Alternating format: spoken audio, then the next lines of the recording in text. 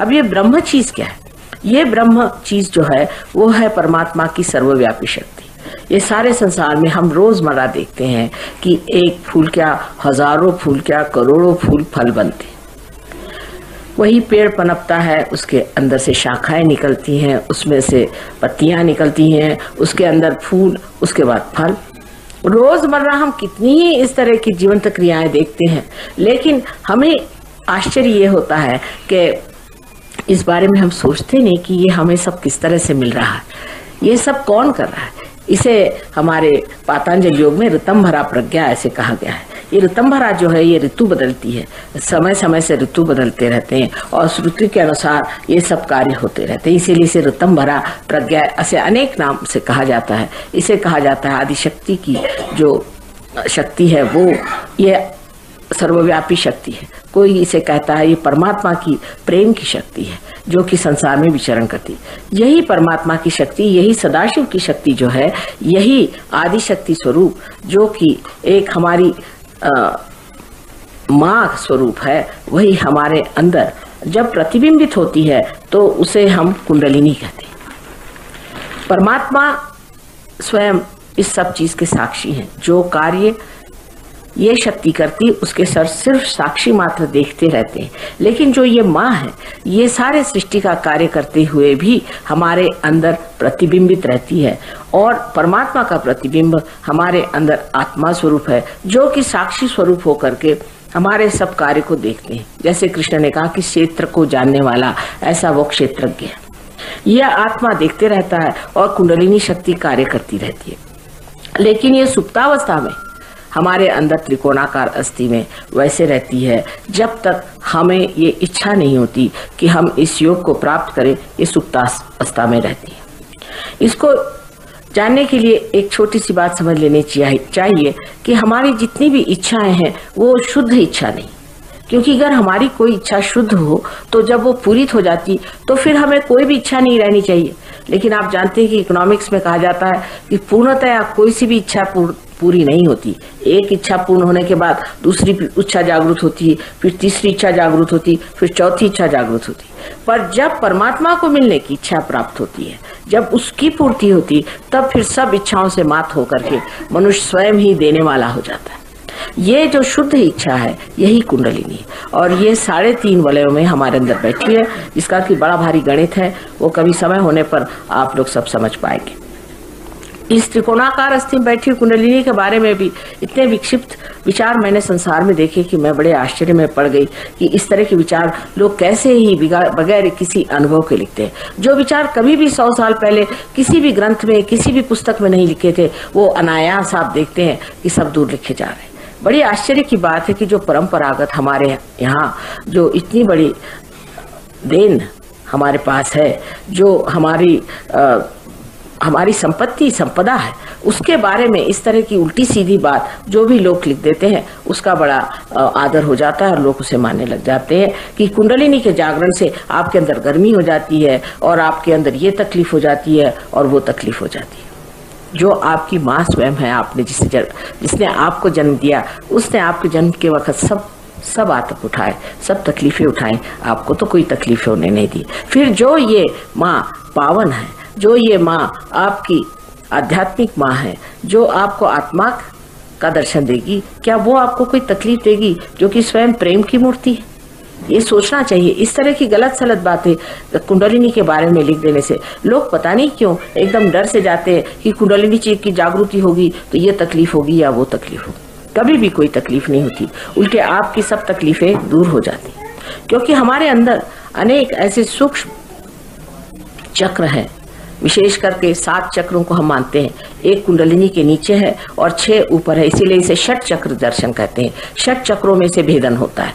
जब कुंडलिनी इनको भेदती है तो ये चक्र जो कि कमजोर हो गए हैं हमारे अतिशयता की वजह से, जो हम मध्य मार्ग से हट गए हैं, उन सब चक्रों को जागृत कर देती है। और जब ये चक्र जागृत हो जाते हैं तो उन चक्रों से प्लावित जो हमारे अंदर शारीरिक तौर पर जिसे हम प्लेक्सस कहते हैं वो जागृत हो जाते हैं, और मानसिक तौर पर जो और ग्लैंड वगैरह है वो जागृत हो जाते हैं। इस तरह से हमारी मानसिक और हमारी शारीरिक जितनी भी त्रुटियां हैं अधिकतर ठीक हो जाती हैं। ये बहुत ही आसान चीज है, इसे करने के लिए आपको कोई मेहनत करने की जरूरत नहीं। दूसरी बात यह है कि धर्म के नाम पर लोग पैसा इकट्ठा करते हैं। हमको खुद सोचना चाहिए कि धर्म ये हमारी अंदर की शक्ति है। दूसरे परमात्मा के नाम पर पैसा इकट्ठा करना तो और भी मुझे बड़ा आश्चर्यजनक लगता है। परमात्मा तो पैसे को समझता नहीं कि चीज क्या है। जो लोग इस तरह के काम करते हैं उस पर हम फौरन विश्वास कर लेते हैं और 2-4 पैसा देने के बाद हम ये सोचते हैं कि अब तो इनको पैसा दे दिया, ये जो भी करते हैं वो करना चाहिए, क्योंकि हमने पैसा दे दिया, जैसा भी है उसमें गुजरना चाहिए। आप परमात्मा को पैसे से खरीद नहीं सकते, ना उसे जान सकते हैं। यही क्या आप सोचे कि ये धरा है जो कि एक बीज को उगाती है, क्या उसको पैसा देने से वो समझेगी? क्या आप सर के बल खड़े हो जाएं तो वो समझेगी? उसकी कोई समझ में बात आएगी? इसी प्रकार परमात्मा भी एक शक्ति है। वो पैसा और इस तरह के जो अवलंबन किए जाते हैं इसको कुछ भी नहीं मानती। मनुष्य अपने अहंकार में सोचता है कि मैं परमात्मा को कुछ न कुछ ऐसी बातें करूंगा जिससे कि परमात्मा खुश हो जाए और वो मानेंगे कि ये बड़ा भारी आदमी। माने लोग हैं बहुत से भूखे रहते हैं। हमारे देश में एक और बीमारी है, उपास करें। आज नवरात्रि के दिनों तो बिल्कुल उपास करना नहीं चाहिए। जब माँ मिल गई तो उपास काहे को कर रहे हैं आप लोग? अब यहाँ इतने लोग उपास से बैठेंगे, मुझे तो पसीना छूट गया। परमात्मा के नाम पर उपास करना ये गलत बात है। पता नहीं किसने बताया कि हम परमात्मा के नाम पर उपास करें। परमात्मा तो चाहते हैं कि आप खुशहाल रहें, जो उन्होंने सृष्टि बनाई उसका मजा उठाएं, उसमें आनंद से रहें, बजाय इसके कि आप अपने को भूखा रखिए, अपने को दुबला करिए, मार सर के बल खड़े रहिए, एक पैर पे खड़े रहिए। ये सब आतप करने से तो माँ जी घबरा जाता है। अब आप ही सोचिए, आप लोग सब माँ को जानते हैं। अगर अपने माँ को नाराज करना है तो आप कह दीजिए कि आज मैं खाना नहीं खाऊंगा, खत्म काम। उसका फिर सारा दिन खराब जाएगा। मेरी यही जिंदगी में सबसे बड़ी समस्या है कि जहाँ जाओ वहीं भूखे लोग बैठे रहते हैं। देहात में जाओ तो वैसी भूखमरी है और शहर में जाओ तो लोग उपवास करते हैं। न जाने कैसे जो भी दिन हमारा प्रोग्राम होता है, कोई न कोई शुभ दिन होने की वजह से उस दिन बराबर उपवास होता है। जैसे गणपति का उपवास बहुत महाराष्ट्र में होते रहता है। हमारे यहाँ एक महाशय जो कि गणपति को बहुत मानते थे, वो हमारे पास आए और हमें कहने लगे कि हमें प्रोस्टेट ग्लैंड की तकलीफ हो गई। तो मैं बड़े आश्चर्य में आई कि प्रोस्टेट ग्लैंड तो गणपति संभालते हैं और इनकी कैसे खराब हो गए, वैसे सहयोगी हैं। तो मेरे कुछ समझ में नहीं आया। मैंने कहा आपकी प्रोस्टेट ग्लैंड कैसे खराब हो गई? भाई कुछ समझ नहीं आता। तो कहने लगे कि हो तो गई है, डॉक्टरों ने कहा कि इसको तो निकालना पड़ेगा बड़ी बुरी हालत में। तो मैंने, हमारा तो प्रसाद आप जानते हैं चना है, तो चना निकाल करके मैंने कहा अच्छा प्रसाद ले लो फिर देखते हैं। तो जरा हिचकिचाने लगे। मैंने कहा क्यों? कल आज संकष्टी है, आज तो हमें उपवास करना होगा, हम तो उपवास किए हुए हैं। मैं कहा उपवास करें संकष्टी के दिन? अरे भाई जिस दिन गणपति का जन्म हुआ, अगर हमारे घर जिस दिन जन्म होता है तो हम क्या सुतक पालते? जब कोई मरे तब तो ना सुतक पालते हैं हम। तो हम लोग उसी दिन बराबर आप उपवास करिए तो गणपति तो नाराज होने वाले। आपको आश्चर्य होगा कि मैंने उनको चना खाने को दिया और घर वो गए। उसके बाद मैंने कल डॉक्टर को आप दिखा दीजिए, दूसरे दिन उनका ग्लैंड ठीक होता है। ये बिल्कुल कमाल की चीज है, लेकिन होता है। जिस वक्त आप कुंडलिनी पे उतरते हैं तो आप कारण और परिणाम से परे चले जाते हैं। कारण से परिणाम जो होता है वो फलित होता है। जब कारण कोई होगा तो उससे परिणाम फलित होता है। पर अगर आप कारण से परे चले जाएं तो कारण न रहा न परिणाम रहा। इस तरह से अनेक बार होते रहा है और हो सकता है अगर आप अपने कुंडलिनी पे आ जाएं। इतनी इस कुंडलिनी की धारा जबरदस्त है। मैंने यहाँ जो धवल धारा देखी, इसका नाम है धवल धारा। धौला शब्द धवल से आया और धवल का मतलब है सफेद। यही कुंडलिनी की धारा सफेद अपने अंदर बहने वाली जो है, उस पर जब आप उतर जाए तो वो जो धारा है, उस धारा से में रहने से आप परमात्मा के साम्राज्य में चले जाते हैं और वहां दुनिया के कारण और उसके परिणाम आपको छू नहीं सकते। इसलिए कोई कैंसर हो वो ठीक हो जाता है, कोई सी भी बीमारी हो ठीक हो जाती है, मानसिक तकलीफ है वो ठीक हो जाती है, हर तरह की चीजें ठीक हो जाती है। किसी किसी को तो एक ही दिन में तत्क्षण ठीक हो जाती, किसी किसी को थोड़ा समय लगता है, पर हो सबकी ठीक जाती है। वजह यह है कि आप उस दशा में पहुंच जाते हैं जहाँ ये उपाधियां, व्याधियां, आदियां सब छूट जाती हैं और आप उससे परे देखते रहते हैं सारे संसार को एक नाटक मात्र बन के। ये चीज होना हमारे बारे में लिखा गया, कोई आज की बात नहीं, सबने लिखा है कि ऐसे ही होता है। जो बड़े बड़े अवलिया हो गए, बड़े बड़े अवतार हो गए, संत हो गए, मुनि हो गए, साधु हो गए, सबकी यही दशा थी कि आप जानते हैं कि वो कहीं भी रहते थे तो मौज में रहते थे।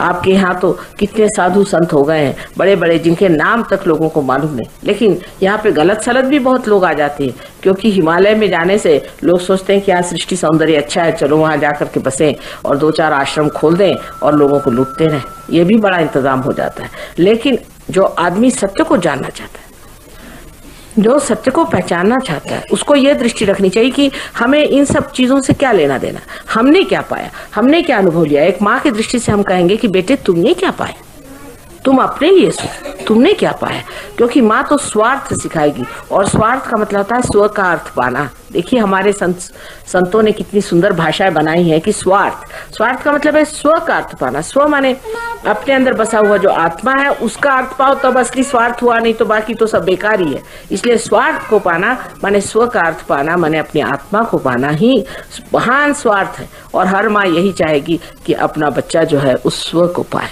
जो माँ कुछ भी माने रखती है वो यही चाहेगी कि अपना बच्चा जो है वो उस आत्मा के आनंद में चला जाए, जो कि आपका धरोहर है, जो कि आपका हक है, वो आप प्राप्त करें।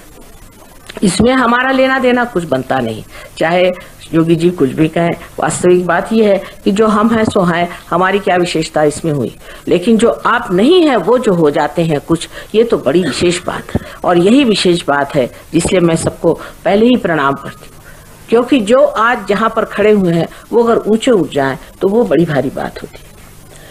विदेश प्रदेश में तो गणपति से शुरू करना पड़ता है, ग से बातचीत होती है, किसी को कुछ पता नहीं, बड़ी मुश्किल चीज है। और वहाँ धर्म भी बिल्कुल नहीं, बड़े अधर्मी लोग हैं। आधे लोग तो मेरे ख्याल से वहाँ के सब नरकी में जाएंगे, उनका बचाना भी मुश्किल नजर में आता है। लेकिन आप जो भारतीय हैं, आप में धर्म है, आप धर्म चीज जानते हैं। हालांकि लोग कहते हैं कि आजकल लोग झूठ बहुत बोलने लग गए हैं और गड़बड़ियां करते हैं, थोड़े बहुत ऐसे लोग तो काफी हैं ही, जिसको कहना चाहिए कि जो कि किसी और माने में मैं नहीं मानती कि वो भारतीय है। लेकिन जो आदमी भारतीय है उसमें आन बान हर चीज कायदे से अभी भी बनी हुई है। और जो इस देश में पैदा हुआ ये योग भूमि है, ये विशेष योग भूमि है। आप नहीं जानते इसकी महत्ता क्या है। एक बार हम लंदन से यहाँ आ रहे थे, रास्ते में हमने एकदम से अपने पति से कहा कि आ गई मेरी भारत भूमि। कहा कैसे जाना? हमने कहा चारों तरफ चैतन्य की लहरियां उमड़ रही हैं, ये तो मेरे ही देश में हो सकता है। इन्होंने जा करके पायलट से पूछा तो कहले 1 मिनट पहले हम लोगों ने अपने देश का किनारा छू लिया। ये मेरी महान भारत भूमि है। इस भारत भूमि में योग भूमि कहा जाता है। यहाँ बड़े बड़े अवतारों ने इसीलिए अवतरण लिया कि ये शस्य श्यामलाम भूमि जो है इसकी जर्रा जर्रा में चैतन्य बहता है। इस भूमि पर आपका जन्म होना भी आपके पूर्व जन्म की जो भी पुण्याई है उसका द्योतक है। आप पुण्यवान आत्मा थे इसीलिए वहां पैदा हुए, लेकिन अभी आप अपने बारे में जानते नहीं है। वो तो तभी जानिएगा जब आत्मा का प्रकाश आपके चित्त में प्रकाशित हो। लेकिन सर्वप्रथम ये मान लेना चाहिए कि जब तक हमें सत्य का अनुभव नहीं होता तब तक हम कोई भी चीज को नहीं मानते। अब दूसरी बीमारी गुरुओं की बड़ी जबरदस्त मैं पाती हूँ हमारे यहाँ, इसे कि श्री कृष्ण ने कहा है कि 3 तरह के लोग होते हैं। बहुत साफ तरीके से हजारों वर्ष पहले वो कह गए कि एक तो होते तामसिक, जो कि गलत चीज होती है उसी के पीछे में भागते। उनको कितना भी बताइए कि ये गलत है तो भी वो गलत चीजों के पीछे भागते हैं कि भाई हमारे गुरु को कुछ मत कहो माँ, वो तो सिर्फ थोड़ा सा रुपया पैसा लेते हैं और तो कुछ नहीं, उनको हमने थोड़ा बहुत सोना भी दे दिया और तो कुछ नहीं, कुछ हमारे घर से 2-4 लड़कियां उनके सेवा में रहती। बड़े अच्छे गुरु हैं आपके। और उनसे अगर आप कहें कि ये गुरु का चक्कर आप छोड़िए, आप स्वयं गुरु हो जाइए, तो उसको वो मानते नहीं कि एक गुरु है उसको बना के कहीं बिठा के रख दिया, ये भाई मेरा गुरु है। अब हो गया हमारे, अब कोई जिज्ञासा आत्मा की तरफ नहीं रही कि ये तो मेरा गुरु बन गया, इसको मैं थोड़े बहुत पैसे देते रहता हूँ, एजेंसी बना दी, अब वो देखता रहता है मेरे अध्यात्म को। अब गुरु का मैंने नाम ले गया, अब मेरे गुरु मुझे ले जाएंगे, न जाने वो शायद कल नर्क जा रहे होंगे तो आप भी उनके पीछे चले जाइएगा। आपको क्या पता कि ये असल आपके गुरु हैं या नकल है? आपने कैसे जाना? जानने का कोई मार्ग भी तो नहीं है। उसके जानने का मार्ग बताया गया कि आत्मा से ही आत्मा को जाना जाता है। इसलिए जब तक आप इस चैतन्य को नहीं पाइएगा आप जान नहीं सकते कि ये आदमी सच्चा है झूठा है। वैसे तो ऊपरी तरह से आप जान समझ सकते हैं अगर अपनी बुद्धि आप तीक्ष्ण रखें, लेकिन कोई भी आदमी काशाय वस्त्र पहन के आए तो आप सोचते हैं कि बड़ा बढ़िया आदमी है, क्या कहने, ऐसा बढ़िया आदमी है कि कुछ पूछे नहीं। हालांकि उसके मेज पे हजारों झुर्रियां पड़ी होंगी, उसके शक्ल में कोई भी तेजस्विता न हो, कोई भी नूरानी चेहरा न हो, लेकिन आप सोचेंगे बस ये काशाय वस्त्र पहन के आए तो बहुत बड़े आदमी। लेकिन सीता जी ने अपने आख्यान में, जो कि वाल्मीकि जी ने रामायण लिखा है, एक पूरा की पूरा चैप्टर लिखा हुआ, पूरा अध्याय लिखा हुआ है, उन्होंने साफ साफ बताया कि औरतों को किसी भी सन्यासी के पीछे भागने की जरूरत नहीं, क्योंकि एक बार वो गलती कर चुकी थी। अगर कोई सन्यासी है तो उसको किसी की दहलीज, किसी भी गृहस्थ की दहलीज लांघने का अधिकार नहीं। दूसरी बात, किसी भी गृहस्थ का रुपया खाने की उसको अधिकार नहीं। देखिए, उन्होंने इतनी बातें लिख रखी। और अगर कोई सन्यासी बन के घूमता है तो उसको गांव से बाहर रहना चाहिए, वो भी 2 दिन से ज्यादा किसी गांव में न रहे। और औरतों को तो किसी भी सन्यासी के पैर नहीं छूने चाहिए, साफ उन्होंने लिख दिया। लेकिन हम वाल्मीकि रामायण पढ़ते नहीं, अगर पढ़े तो सीता जी ने साफ साफ उसमें लिख दिया है कि इस चक्कर में नहीं आना सन्यासियों के। सहयोग में सन्यासी होना बिल्कुल मना है, सन्यास लेना ही मना है, क्योंकि आप विदेही हो जाते। जैसे राजा जनक थे, उनको कोई जरूरी नहीं कि आप बाह्य से कोई चीज को माने, बनते तो सन्यासी रुपया इकट्ठा करते हैं, बंगले बनाते हैं, घर बनाते हैं, महल बनाते हैं, बड़े बड़े सोने चांदी के बर्तनों में शराब पीते हैं और कहते हैं कि हम सन्यासी बाबा, और सारा पैसा हम गृहस्थों से ले जाते हैं। गृहस्थ बहुत बड़ा यज्ञ है, इस यज्ञ से आप चाहते हैं कि आप रुपया पैसा लें, पैसा कमाएं और बने बड़े आदमी, सो गलत बात है। आप देखिए, आज तक किसी भी महापुरुषों ने ऐसे कार्य नहीं किए, कहीं भी नहीं सुना दे। ईसा मसीह थे, वो एक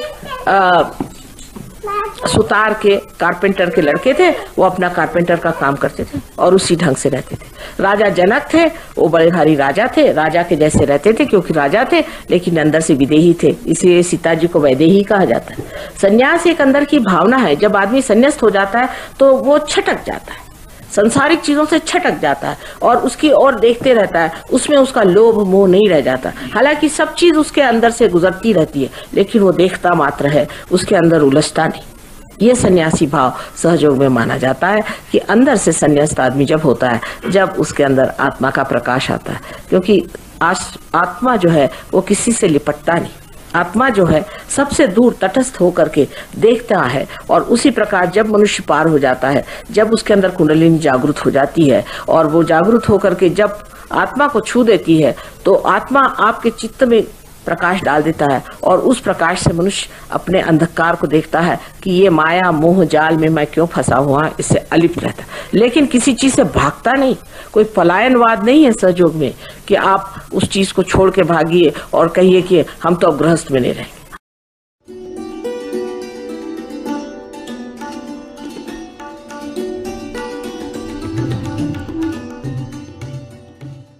सहयोग कोई आज की चीज नहीं है, हजारों वर्षों से सह माने आपके साथ और ज माने जन्मा हुआ, ये योग का साधन आपके साथ जन्मा हुआ है। माने जैसे एक जीवंत क्रिया है, ये एक जीवंत क्रिया है, जीवंत शक्ति है जो हमारे अंदर कार्यान्वित है। अब हमें कहा जाता है कि हम अमीबा से इंसान बन गए, तो कैसे बने, किस तरह से बने, किसने बनाया, हमें तो कुछ पता नहीं किस तरह से बन गए। सहज बने। जो एक आप बीज जमीन के अंदर लगा देते हैं, उसमें जो अंकुर आता है वो सहज है, उसमें आप कुछ कर नहीं सकते, वो सहज है, क्योंकि एक जीवंत क्रिया है। जितनी भी जीवंत क्रिया है वो सहज है। हमारा श्वासोच्छ्वास लेना भी एक सहज क्रिया है। अगर हमें श्वासोच्छ्वास लेने के लिए किताबें पढ़नी पड़े और या तो किसी से सीखना पड़े तो न जाने कितने लोग जी सकेंगे। इसी प्रकार कुंडलिनी की भी जो शक्ति है वो भी सहज में ही जागृत होती है। ये शक्ति अंदर हमारे अंदर निहित है, हमारे त्रिकोणाकार अस्थि में, और उसे हम मूलाधार कहते हैं। माने वो हमारे मूल जो कि कुंडलिनी है उसका आधार है।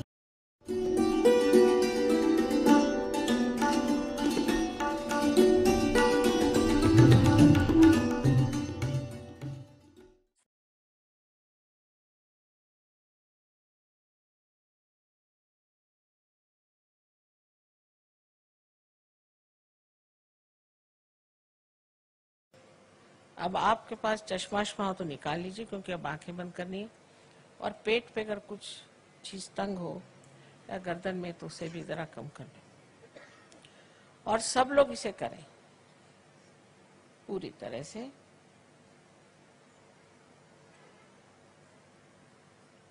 फिर से मैं कहूंगी कि प्रसन्न चित्त हो जाए।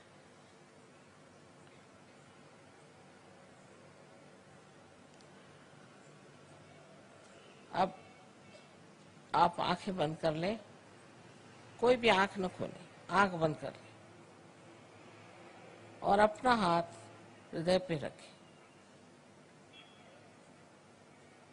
अब एक प्रश्न आप अपने मन में मेरे लिए पूछें। मुझे आप श्री माता जी कहें या चाहे माँ कहें, आप प्रश्न पूछिए, माँ क्या मैं आत्मा हूं? 3 बार प्रश्न पूछे।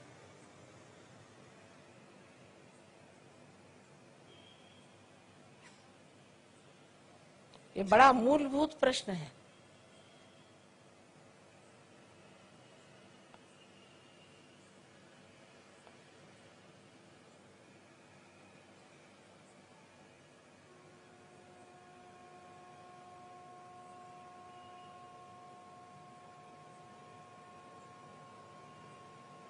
अब आप ये जान लीजिए कि अगर आप आत्मा हो गए तो आप अपने गुरु भी हो जाते हैं, क्योंकि आत्मा के प्रकाश में आप अपने ही गुरु हो जाते हैं। इसलिए आप कृपया अपना राइट हैंड पेट के ऊपरी हिस्से में रखें, लेफ्ट हैंड साइड पर उंगलियों से दबा लें इस गुरु तत्व को। अब यहां दूसरा प्रश्न मुझसे करें, माँ क्या मैं स्वयं का गुरु हूं? माँ क्या मैं अपना ही गुरु हूं? क्या मैं अपना ही मास्टर हूं? ये सवाल आप मुझसे 3 बार पूछिए अपने मन में।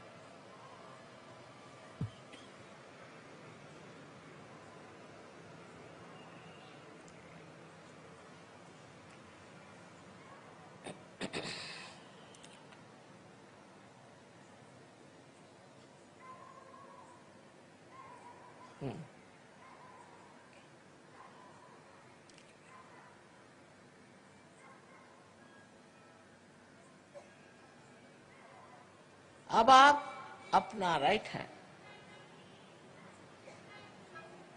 पेट के निचले हिस्से में लेफ्ट हैंड साइड में रखें और ये जान लीजिए कि मैं आपकी स्वतंत्रता का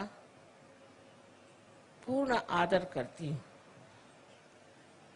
और आप पे मैं जबरदस्ती शुद्ध विद्या लाद नहीं सकती। जो शुद्ध विद्या इस चक्र से आपको पूरा ज्ञान कराएगी, परमात्मा की शक्ति का।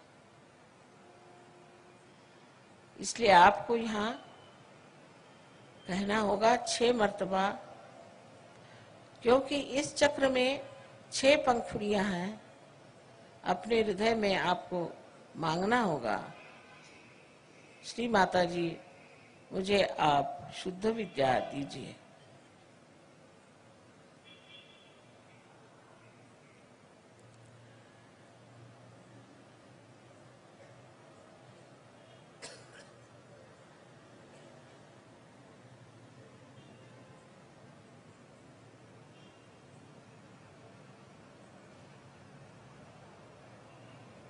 अब आप अपना हाथ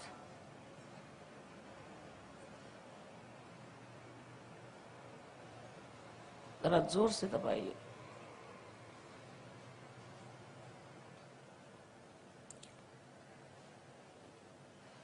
जैसे ही आप शुद्ध विद्या मांगते हैं, वैसे ही कुंडलिनी का जागरण शुरू हो गया। लेकिन उसके लिए ऊपर के जो चक्र हैं उन्हें हमें खोल देना होगा। आप अपना राइट हैंड आप उठा करके पेट के ऊपरी हिस्से में लेफ्ट साइड में रखें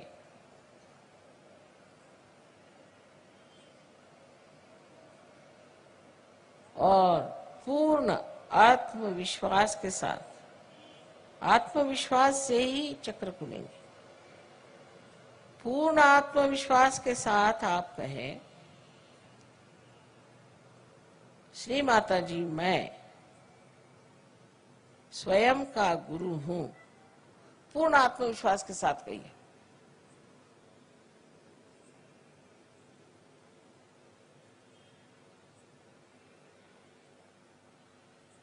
दस मर्तबा, 10 बार कहिए, 10 times।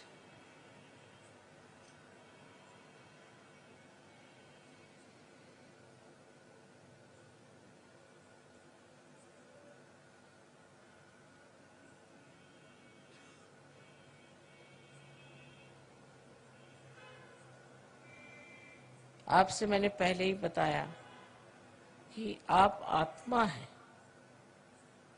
आप ये शरीर, बुद्धि, मन, अहंकार आदि उपाधि नहीं, किंतु आप शुद्ध आत्मा हैं।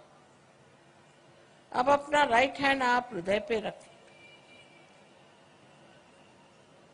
और पूर्ण विश्वास के साथ आप 12 मर्तबा कहिए, श्री माता जी मैं शुद्ध आत्मा हूं। श्री माता जी मैं शुद्ध आत्मा हूं। अपनी अपनी भाषा में कहिए, जिस भाषा में कहना चाहे। 12 मर्तबा कहिए।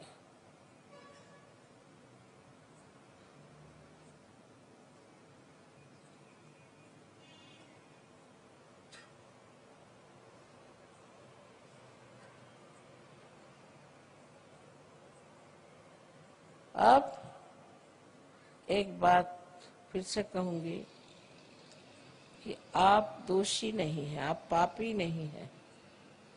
आप अपने को न्यूनता में न उतारें। आप मानव हैं और गौरवशाली हैं।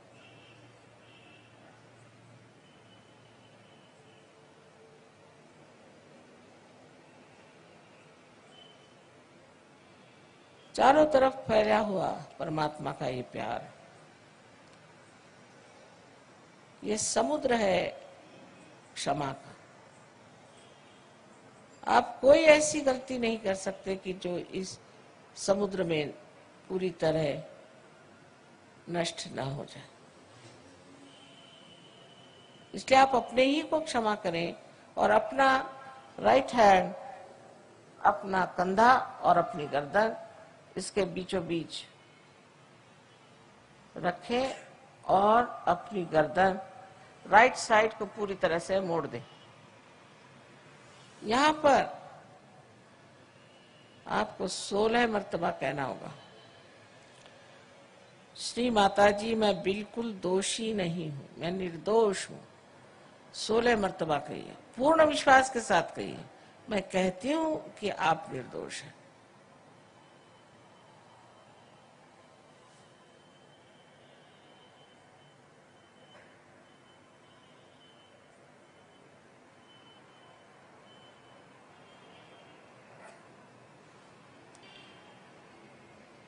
फिर से यही कहना है कि आप किसी को क्षमा करें या न करें, आप कुछ नहीं करते, पर अगर आप क्षमा नहीं करते हैं तो आप गलत हाथों में खेलते हैं।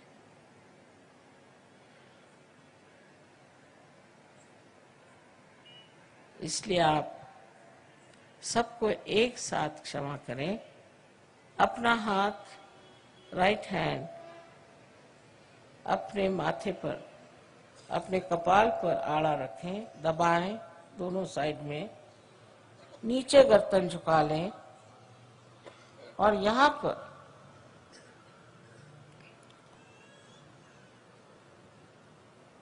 पूर्ण आत्मविश्वास से कहें, श्री माता जी मैंने सबको एक साथ क्षमा कर दी।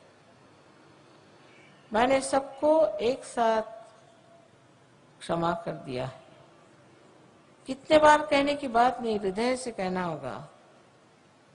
माँ, मैंने सबको एक साथ क्षमा कर दिया।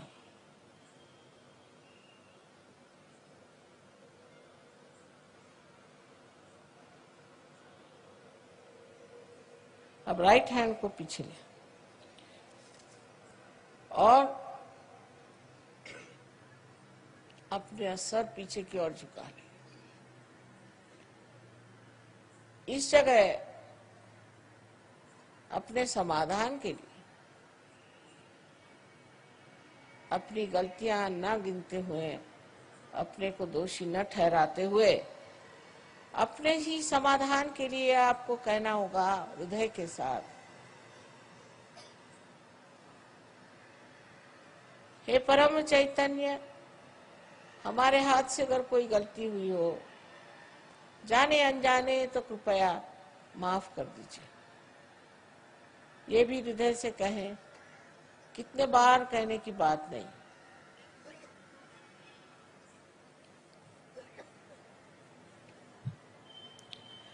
अब आखिरी चक्र बहुत महत्वपूर्ण है। लेफ्ट हैंड हमारे और रखें, दोनों पैर अलग रखें। जो नीचे बैठे हैं वो आराम से बैठे रहें, लेकिन अब अपने हाथ को पसार लें, हथेली को पूरी तरह से खींच लें और उसके बीचों बीच जो जगह है उसको आप बराबर अपने तालू पर, जो कि आपके बचपन में एक बहुत स्निग्ध सी हड्डी थी, उस पर रखें और अपनी गर्दन झुका लें पूरी तरह से। अपनी उंगलियों को पूरी तरह से खींचें बाहर की ओर, इससे पूरा दबाव आपके स्कैल्प पर, आपके सर की चमड़ी पर पड़े। अब ये जान लीजिए कि मैं आपकी स्वतंत्रता को मानती हूँ और मैं आप पर आत्म साक्षात्कार लाद नहीं सकती। आपको मानना होगा। अब कृपया इस हाथ को आप 7 मरतबा धीरे क्लॉकवाइज, माने घड़ी के कांटे की तरह धीरे धीरे घुमाएं और कहें 7 मरतबा, श्री माता जी, मुझे आप कृपया आत्म साक्षात्कार दीजिए, मुझे आत्मबोध दीजिए। श्री माता जी, मुझे आप आत्मबोध दीजिए। 7 मरतबा।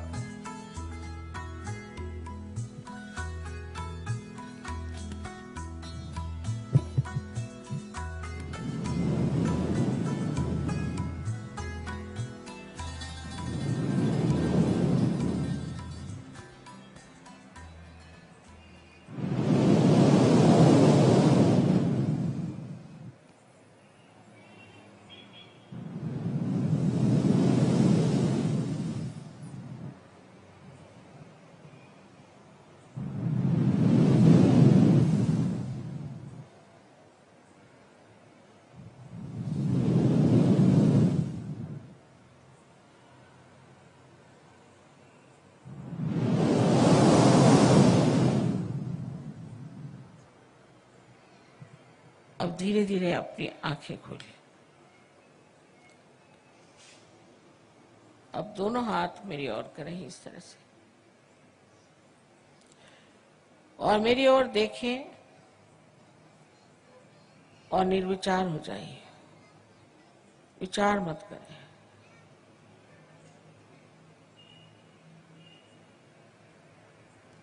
अब राइट हैंड थोड़ा आगे करके अपना सर झुका के देखें कि आपके तालू में से ठंडी या गरम गरम कुछ हवा आ रही है क्या। सर के ऊपर हाथ रखें, उसको छुए नहीं, दूर से देखें। किसी किसी को बहुत दूर तक आती हवा, आ रही ठंडी हवा, देखिए सर में से आ रही। राइट हैंड मेरे ओर, राइट हैंड मेरे ओर करें, लेफ्ट हैंड से देखिए।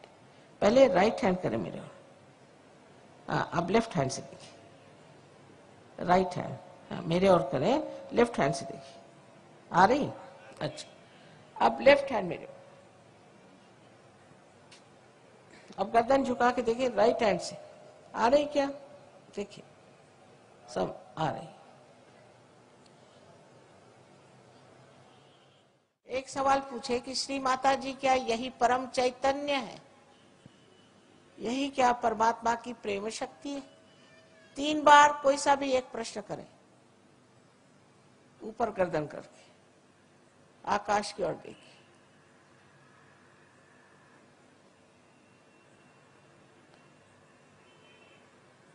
नीचे ले लीजिए हाथ,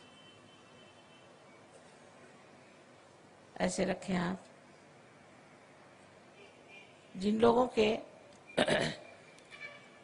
तालू से या हाथ में, उंगलियों में ठंडी या गर्म हवा आ रही हो, वो सब लोग हाथ ऊपर करें।